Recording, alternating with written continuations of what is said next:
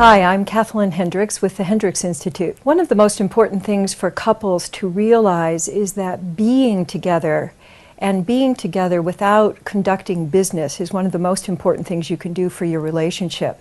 So being together where you're taking a walk or where you're listening to each other talk about some of the things you've been experiencing, that really revitalizes your relationship. Also, people don't realize that the amount of appreciation you give is one of the most valuable things you can do to juice up your relationships. If you focus on giving at least 5 appreciations for every criticism that you're likely to make, that leads you toward thriving relationships. People don't realize that if they have just a ratio of 1 criticism to 1 appreciation, they think that's going to keep them in balance, but that actually takes you toward relationships that start dissolving and getting into conflict.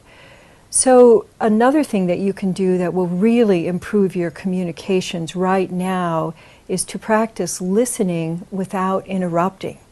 One of the things you can do is focus on your breathing rather than rehearsing what you're going to say when your partner finishes. So if you're just taking easy, relaxed breaths, you're actually going to hear what your partner is saying, and you're going to be present for them in a way that really invites deeper communication.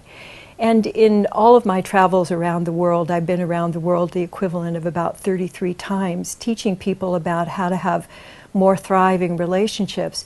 The thing that I've found is that people really want to be able to be themselves in the presence of someone else. So if you create an invitation with your presence, that is, you give your whole attention to your partner rather than doing chores or saying, "What was that?" as your partner is speaking, you really build this kind of emotional reservoir that allows you to draw on that in times of stress in your relationship. One other very important thing about communicating is that whenever you're in a conflict, look for what you're scared of. Underneath exchanges of anger is almost always something that one or both people are scared of.